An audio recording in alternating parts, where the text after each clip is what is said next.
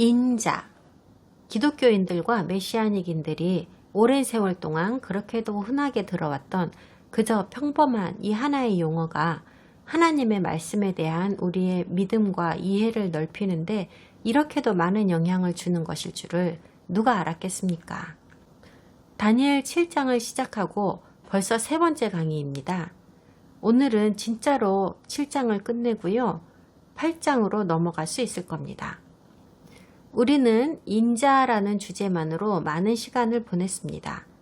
이것은 성경에서 최고로 중요한 신학적 개념들 중 하나인데도 불구하고 아이러니하게도 가장 논의되어지지 않았던 주제이기도 합니다. 오늘 이 주제를 조금만 더 다루고 인자에 대한 설명은 마무리 짓도록 할 거고요. 이제까지 배운 것을 좀 정리하는 시간도 가져보겠습니다. 다니엘 7장에서 반드시 이해하셔야 할 것은 이것입니다. 사람이면서 동시에 신인 아주 독특한 존재에 대한 개념이 처음으로 공식적인 타이틀을 가지고 등장한 것은 바로 여기 다니엘서라는 사실입니다.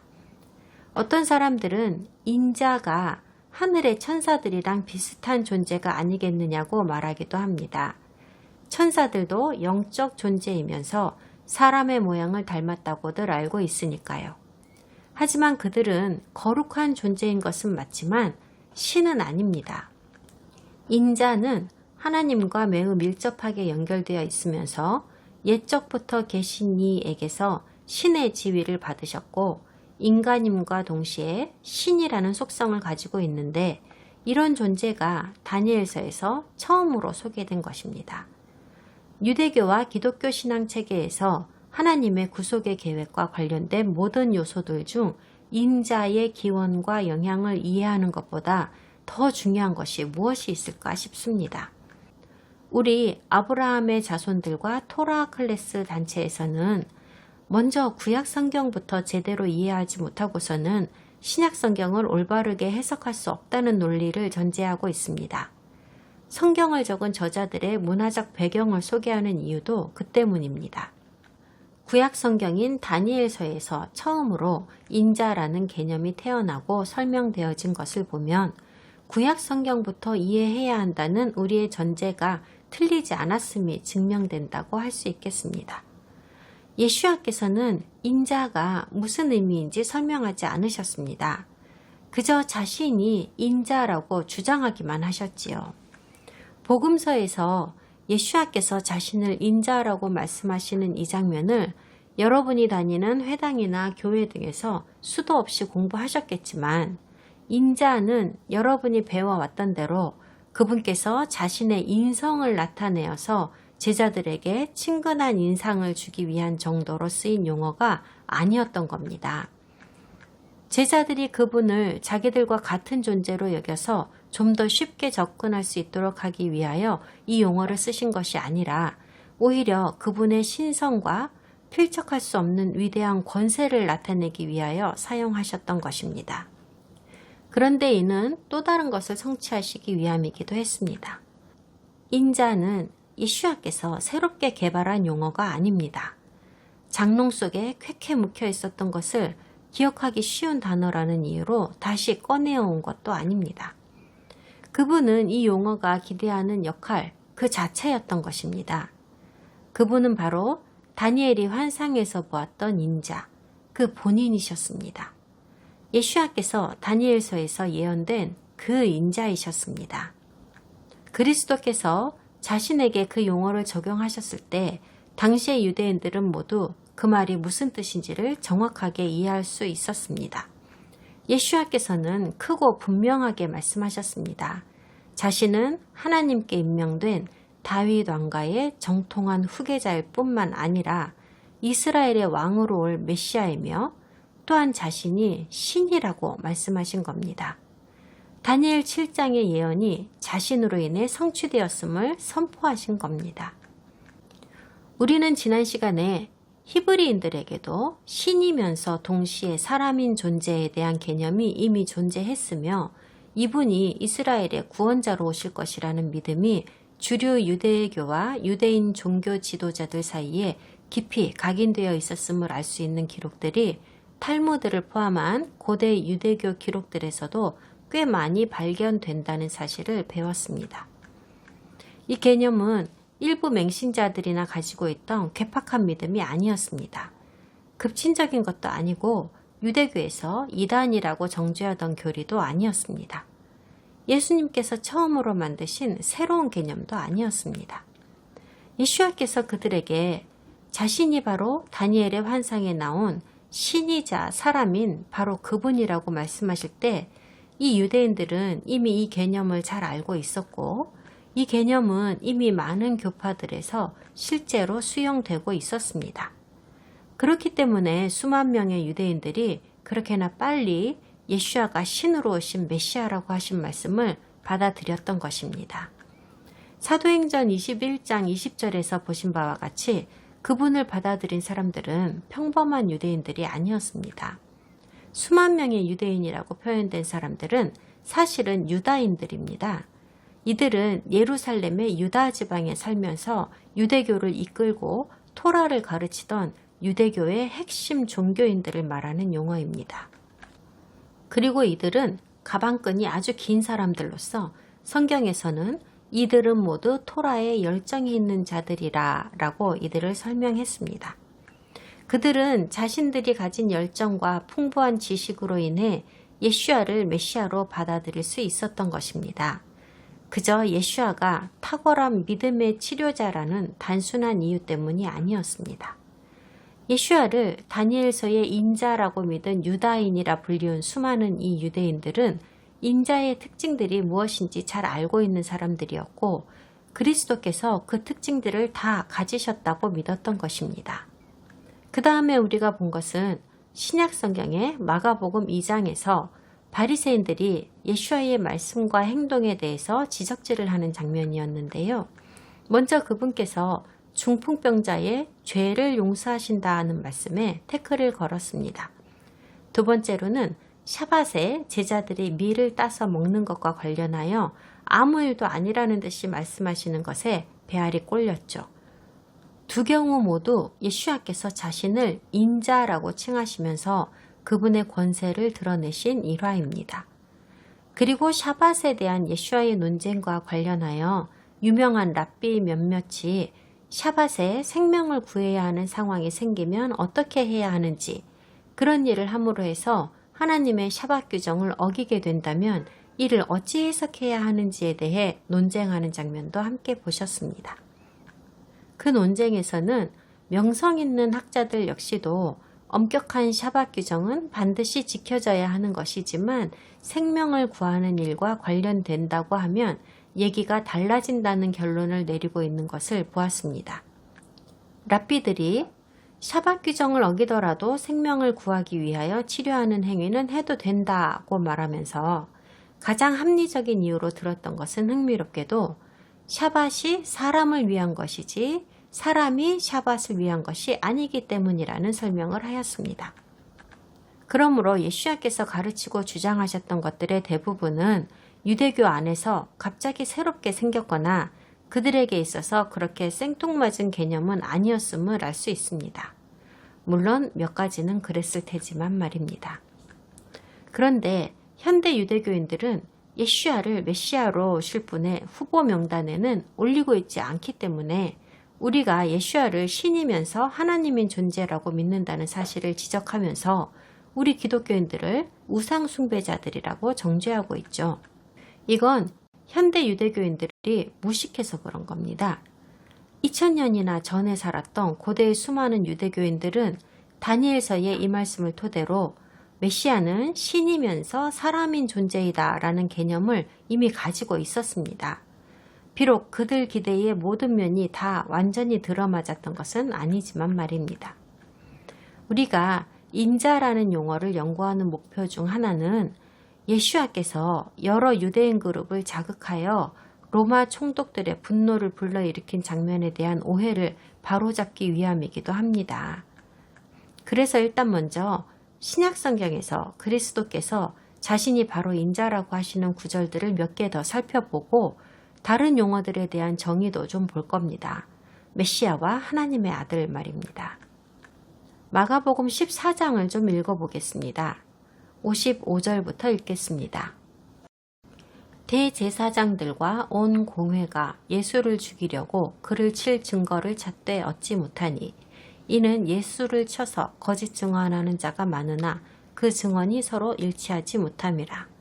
어떤 사람들이 일어나 예수를 쳐서 거짓 증언하여 이르되 우리가 그의 말을 들으니 손으로 지은 이 성전을 내가 헐고 손으로 짓지 아니한 다른 성전을 사흘 동안에 지으리라 하더라 하되 그 증언도 서로 일치하지 않더라.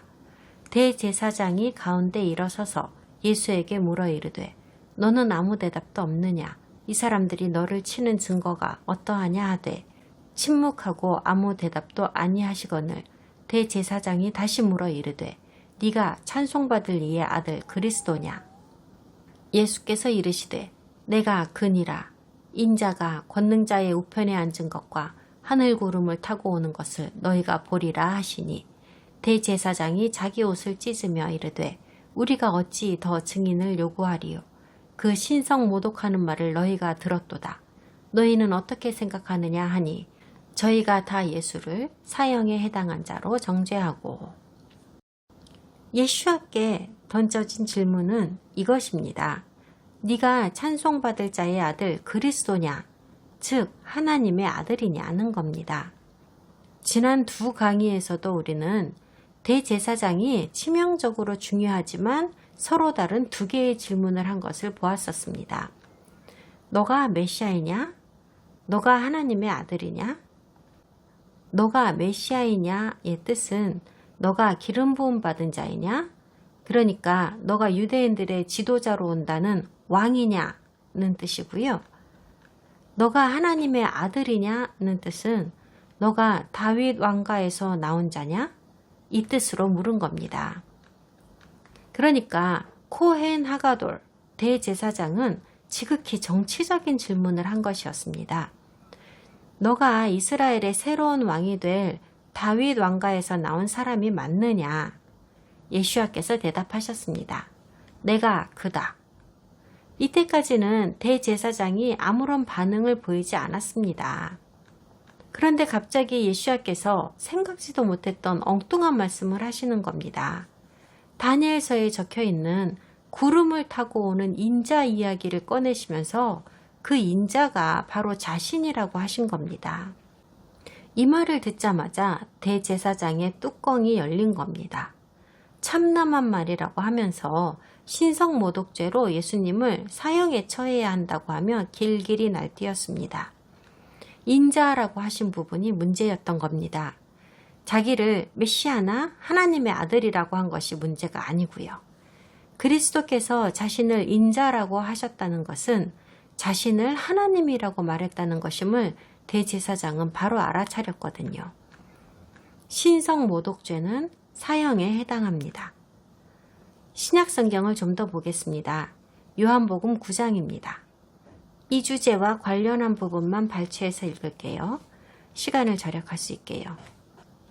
그들이 전에 맹인되었던 사람을 데리고 바리새인들에게 갔더라. 유대인들이 그가 맹인으로 있다가 보게 된 것을 믿지 아니하고 그 부모를 불러 묻되 이는 너희 말에 맹인으로 났다 하는 너희 아들이냐? 그러면 지금은 어떻게 해서 보느냐? 그 부모가 대답하여 이르되 이 사람이 우리 아들인 것과 맹인으로 난 것을 아나이다.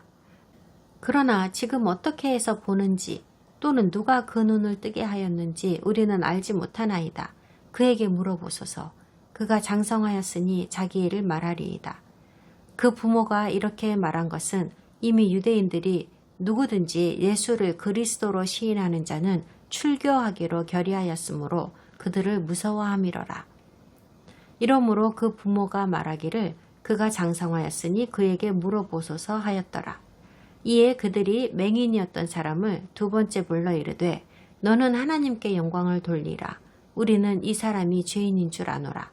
대답하되 그가 죄인인지 내가 알지 못하나 한 가지 아는 것은 내가 맹인으로 있다가 지금 보는 그것이니이다. 하나님이 죄인의 말을 듣지 아니하시고 경건하여 그의 뜻대로 행하는 자의 말은 들으시는 줄을 우리가 아나이다.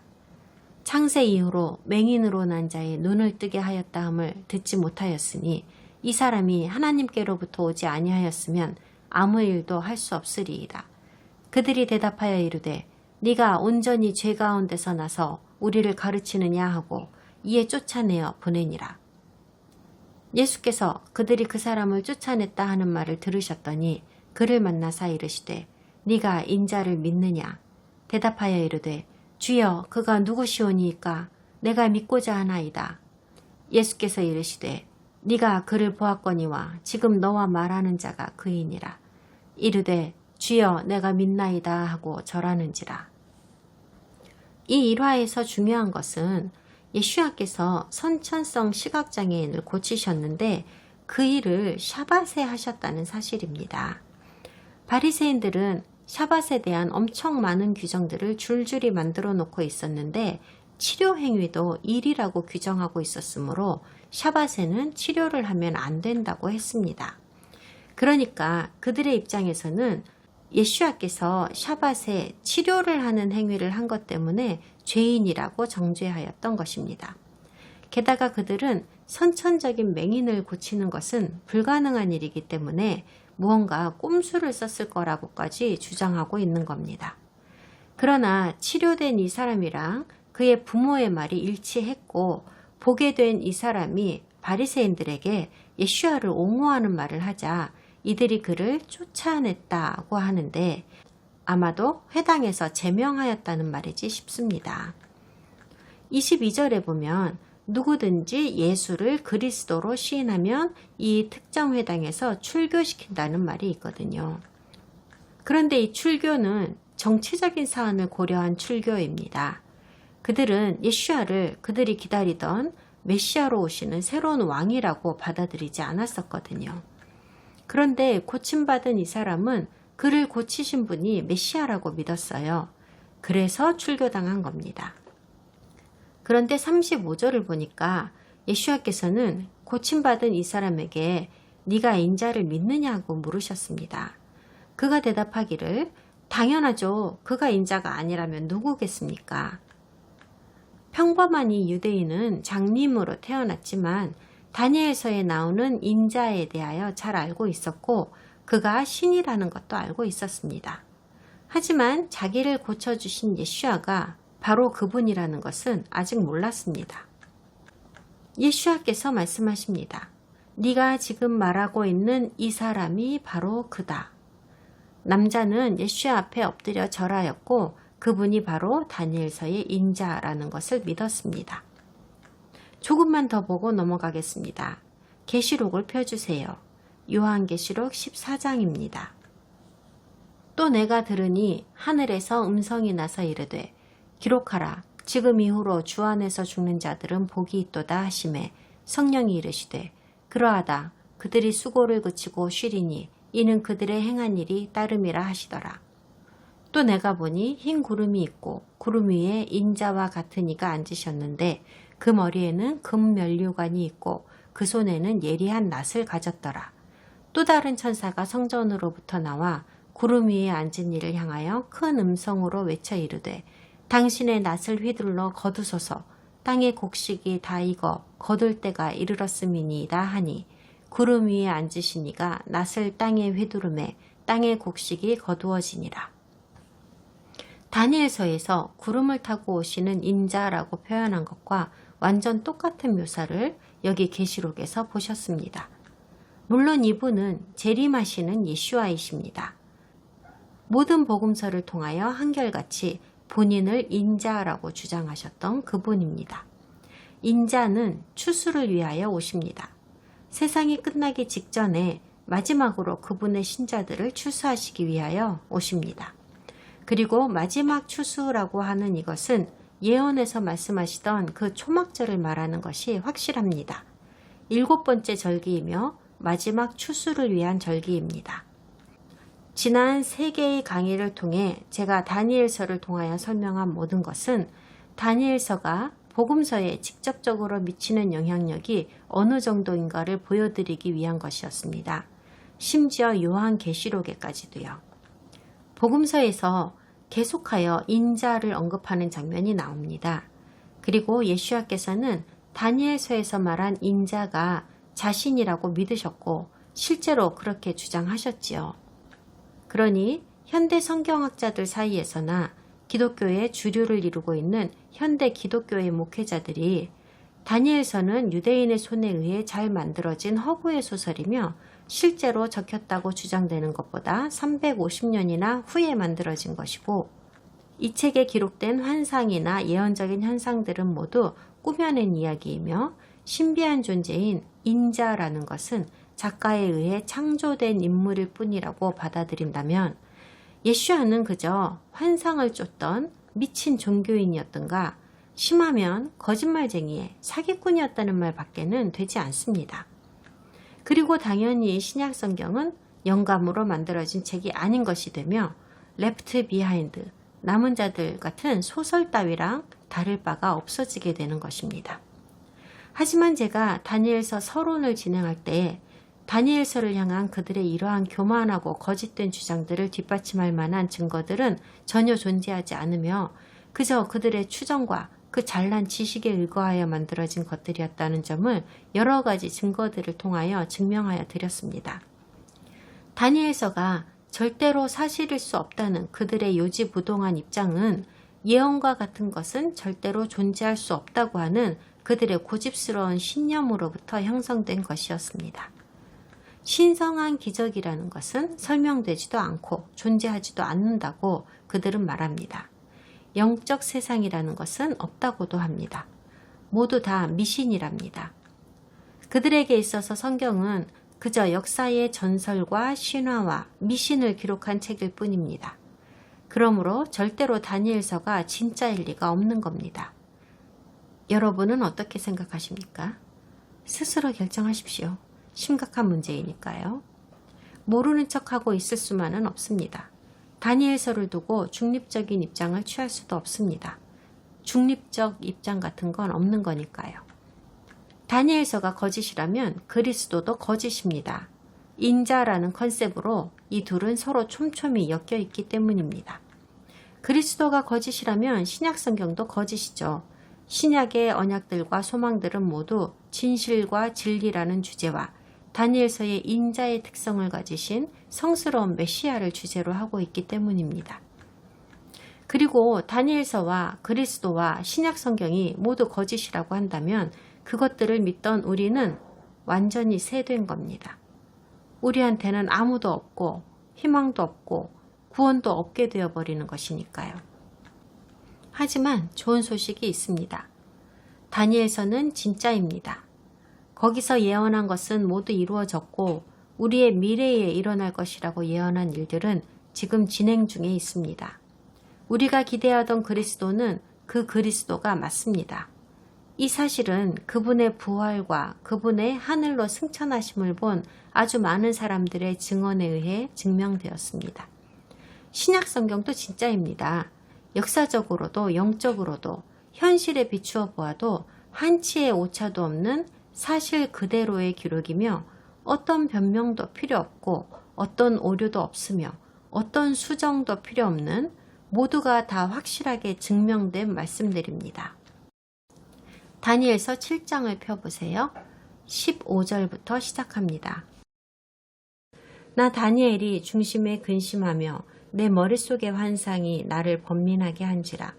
내가 그 곁에 모여 선 자 중 하나에게 나아가서 이 모든 일의 진상을 물으매 그가 내게 말하여 그 일의 해석을 알려주며 이르되 그 내 큰 짐승은 세상에 일어날 내 왕이라. 지극히 높으신 이의 성도들이 나라를 얻으리니 그 누림이 영원하고 영원하고 영원하리라. 이에 내가 넷째 짐승에 관하여 확실히 알고자 하였으니 곧 그것은 모든 짐승과 달라서 심히 무섭더라. 그 이는 쇠요 그 발톱은 노시니 먹고 부서뜨리고 나머지는 발로 밟았으며 또 그것의 머리에는 10뿔이 있고 그 외에 또 다른 뿔이 나오매 3뿔이 그 앞에서 빠졌으며 그 뿔에는 눈도 있고 큰 말을 하는 입도 있고 그 모양이 그의 동류보다 커 보이더라. 내가 본즉 이 뿔이 성도들과 더불어 싸워 그들에게 이겼더니 옛적부터 항상 계신 이가 와서 지극히 높으신 이의 성도들을 위하여 원한을 풀어주셨고 때가 이름에 성도들이 나라를 얻었더라. 모신자가 이처럼 이르되 넷째 짐승은 곧 땅의 넷째 나라인데 이는 다른 나라들과는 달라서 온 천하를 삼키고 밟아 부서뜨릴 것이며 그 열불은 그 나라에서 일어날 열왕이요 그 후에 또 하나가 일어나리니 그는 먼저 있던 자들과 다르고 또 새 왕을 복종시킬 것이며 그가 장차 지극히 높으신 이를 말로 대적하며 또 지극히 높으신 이의 성도를 괴롭게 할 것이며 그가 또 때와 법을 고치고자 할 것이며 성도들은 그의 손에 붙임바되어 한 때와 두 때와 반 때를 지내리라.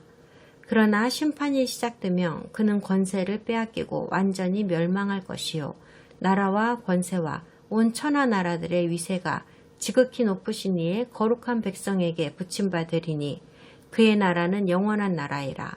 모든 권세 있는 자들이 다 그를 섬기며 복종하리라. 그 말이 이에 그친지라. 나 다니엘은 중심에 번민하였으며 내 얼굴빛이 변하였으나 내가 이 일을 마음에 간직하였느니라. 7장의 마지막 부분은 주로 다니엘이 본 환상에 대한 해석입니다. 그런데 다니엘의 환상을 해석해 주겠다고 하면서 이 환상을 설명하여 준 인물은 전혀 다니엘의 마음을 편안하게 해주지 못했습니다. 다니엘은 자기가 보고 들은 것 때문에 혼란스러웠고 불안했고 마음이 무거웠습니다. 하지만 17절은 분명한 것을 하나 말하고 있습니다. 내 짐승은 내 왕이라고 하니까 따로 추정을 할 필요도 없이 다니엘의 환상에 나온 짐승들은 느부갓네살이 본 4가지 금속의 동상이랑 같은 것임을 알 수 있습니다. 그렇지만 성도들에 대한 설명은 좀 필요합니다. 지극히 높으신 자의 성도들이 나라를 얻어서 그 누림이 영원하리라고 하는데 그 말인즉슨 일단 나라를 얻으면 두 번 다시 남의 손에 넘어가지 않는다는 말입니다. 14절에서 인자가 영광과 권세를 얻어서 영원 무궁토록 나라를 다스린다고 했던 것과 이 구절을 어떻게 조화시키면 좋을까요? 어렵지 않습니다. 인자는 왕이 되고 지극히 높으신 자의 성도들은 왕국의 구성원이 되는 겁니다. 이견은 없습니다. 그런데 여기서 문제가 좀 생깁니다. 거룩한 성도들의 정체가 무엇이냐는 겁니다. 어떤 번역본에서는 성자라고도 했습니다. 가장 일반적인 신학적 답변은 바로 교회라고 하는 건데요. 이것은 특정 기독교 교파에서 만들어낸 완고한 해석으로 대체 신학에 근거하고 있는 답변입니다. 하지만 위대한 성경 주석가인 로버트 컬버의 해석에 의하면 다니엘 7장에 등장하는 지극히 높으신 자의 성도들이란 어떤 점에서는 확실히 유대인이다 라고 했습니다. 다시 한번 확실히 기억하셔야 할 것은 다니엘서는 6세기경의 유대인들의 세계관으로 적힌 책이라는 것입니다. 다니엘이 말하는 거룩한 성도들이 유대인이 아니라면 누구였겠습니까? 기술적으로는 히브리인을 말하는 것이지요. 그리고 인자라는 인물도 유대인을 말하는 것이 아니라면 누구를 말하는 것이었겠습니까? 솔직하게 한번 생각해 보세요. 유대인들의 구상 속에 이방인이 들어갈 틈이 있었을 거라고 생각하세요? 언제나 겸손한 마음으로 기억해야 할 것이 있습니다. 메시아의 개념이나 구원자의 개념, 그리고 하나님의 거룩한 왕국에 대한 개념들은 순수하고 독특한 히브리인들만의 개념이었다는 사실입니다.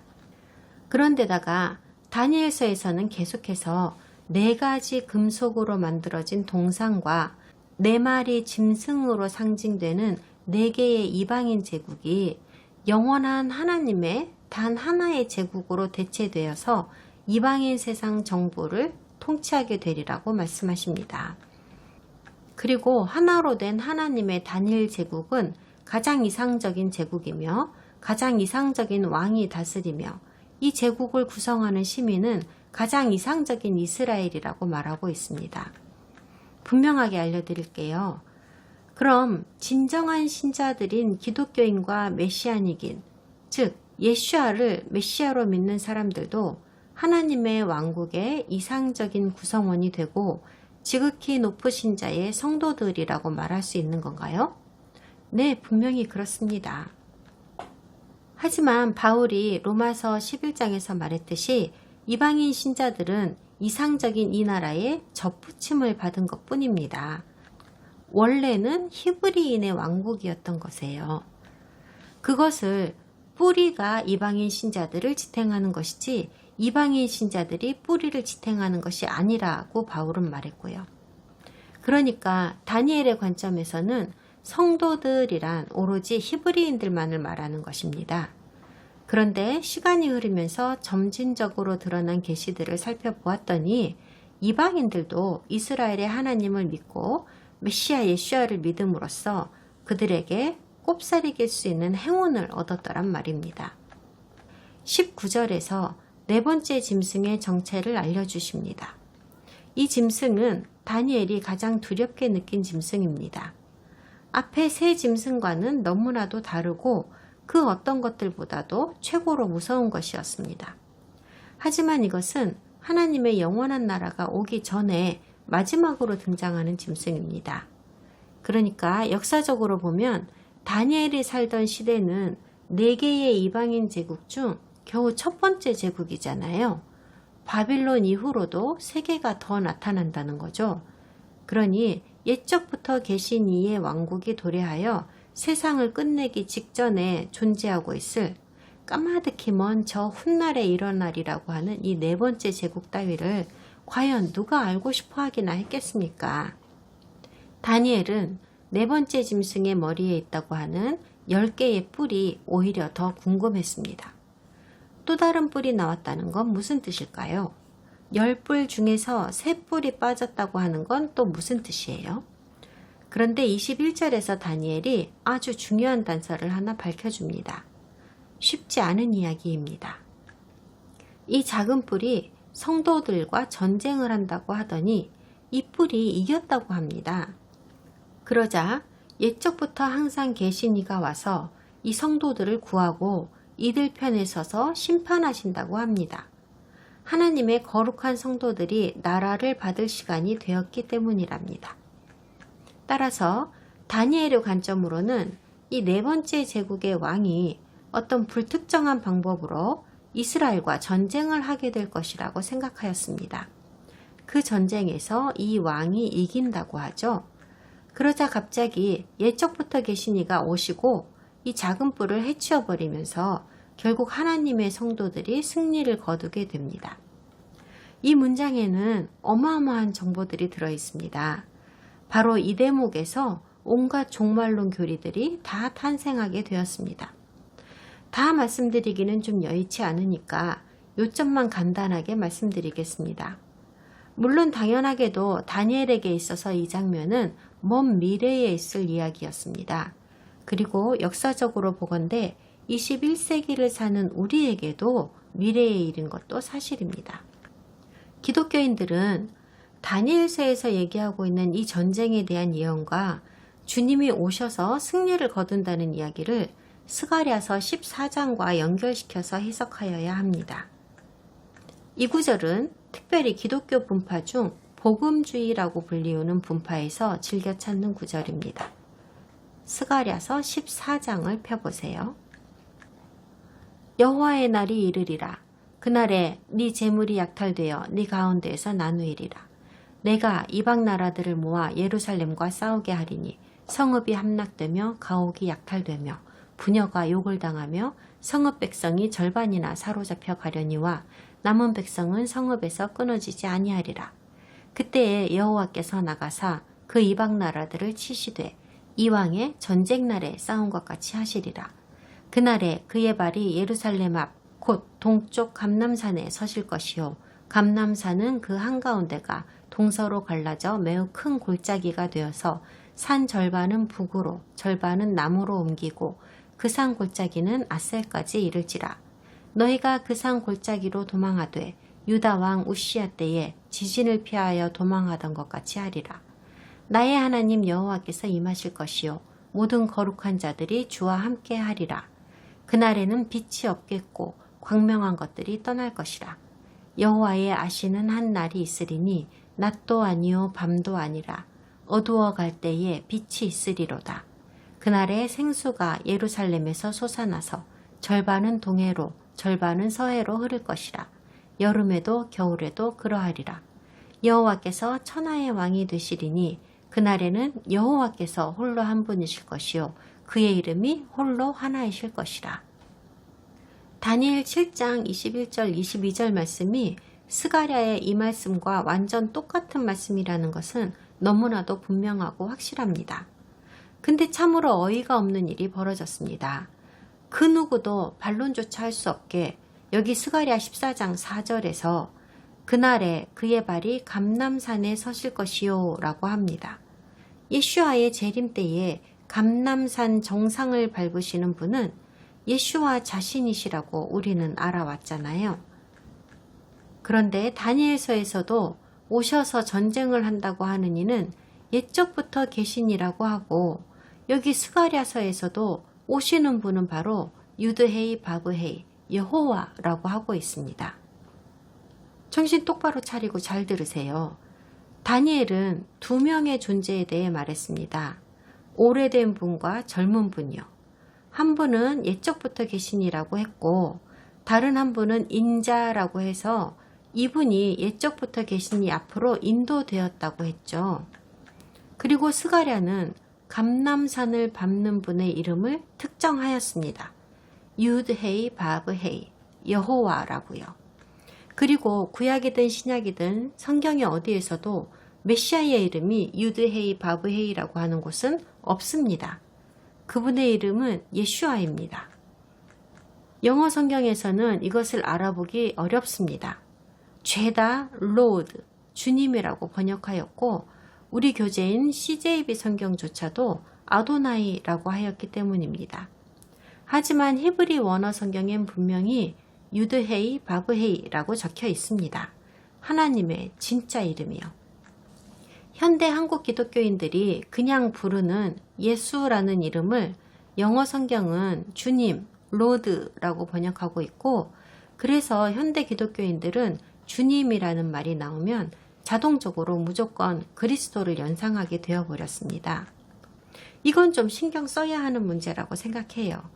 현대의 우리 신자들은 종말이 어떻게 실현될까 하는 점과 관련하여 너무나도 다양한 기독교 교리들과 주석들과 특히 온갖 소설들의 영향을 너무 많이 받은 관계로 그다지 확실한 그림을 그릴 수가 없는 상태에 놓여버렸습니다.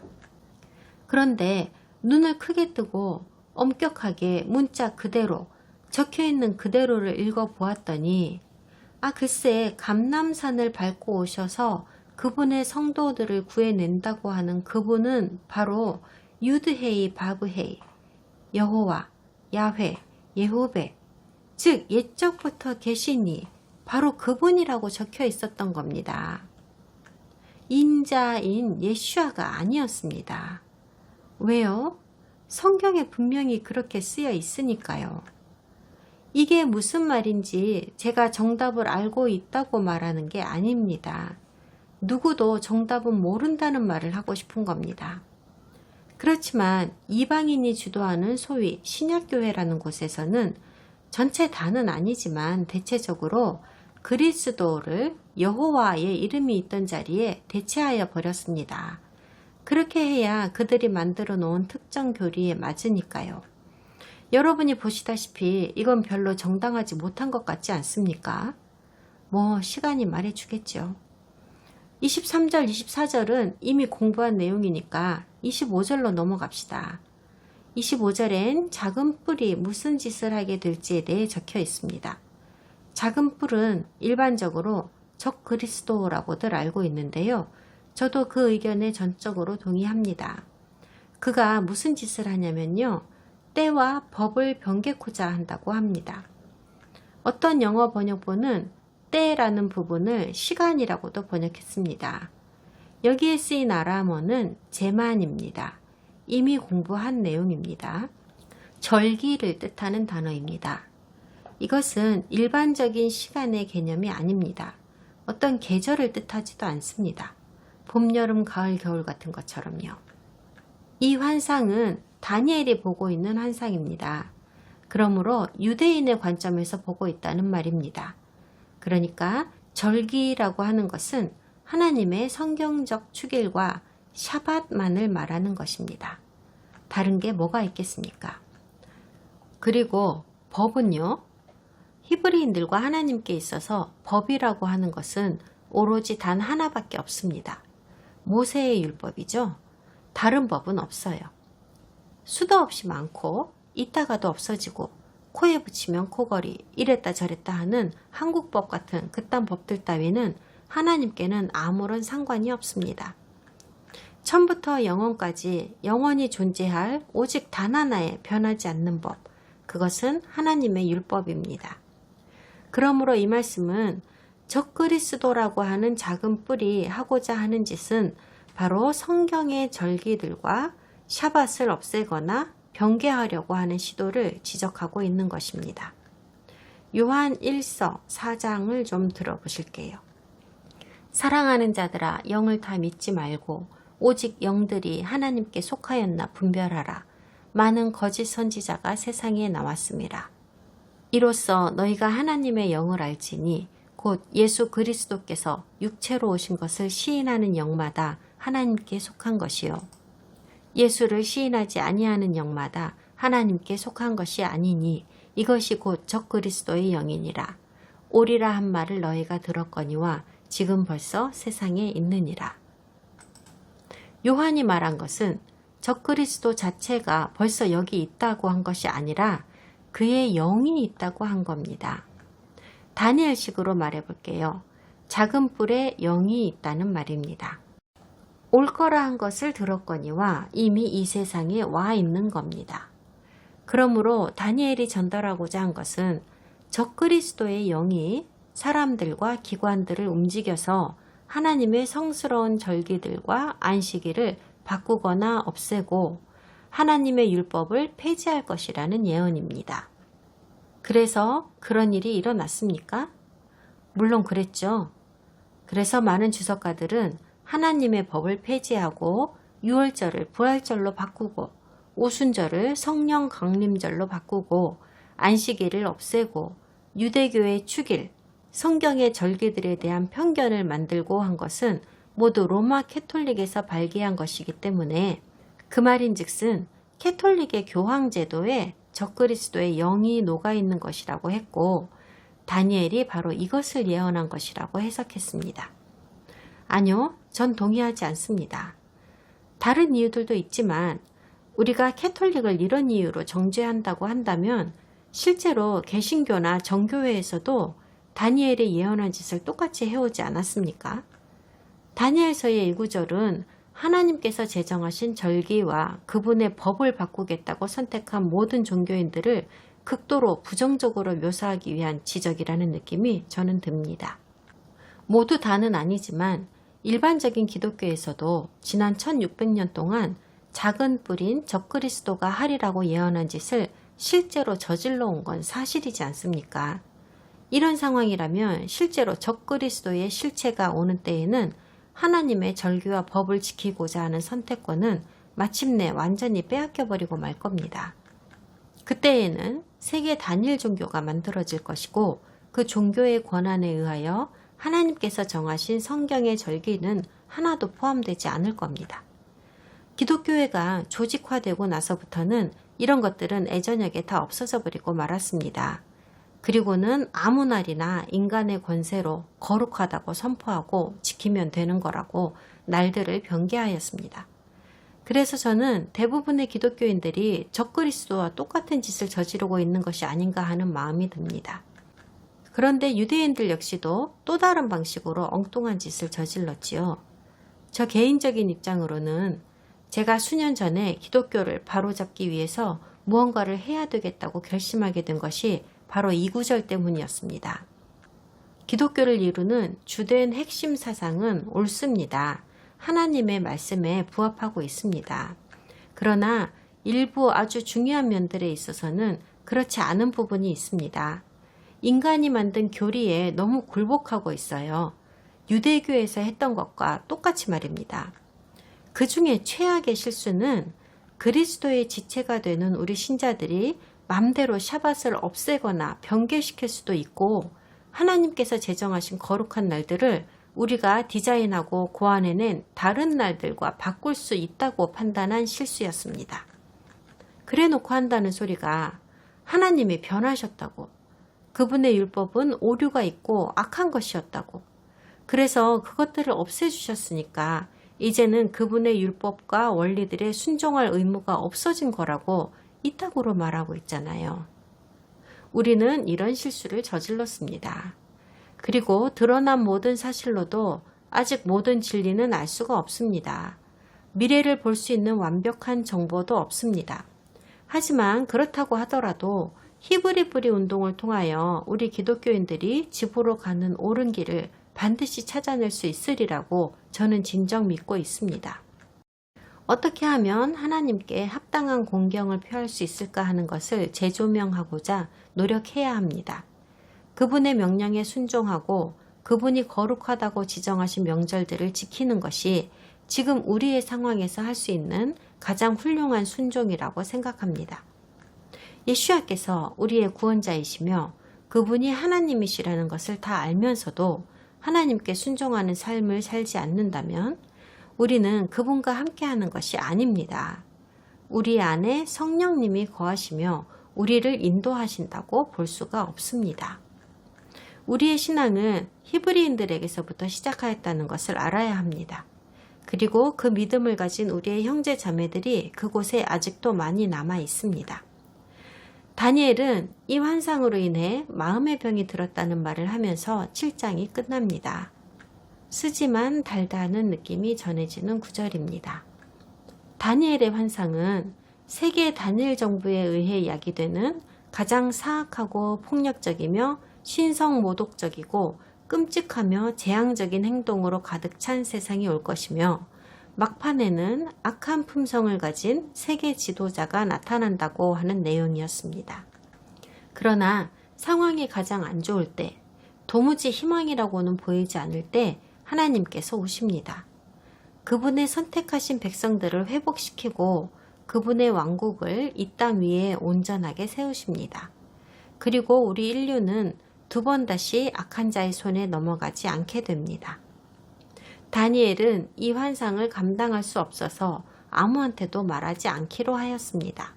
그리고는 마음속으로 간직한 채 기록으로만 남겨두었습니다. 아무런 결론도 내리지 않았고 아무런 교리도 만들지 않았습니다. 다만 잠 못 드는 밤이 늘었을 뿐입니다.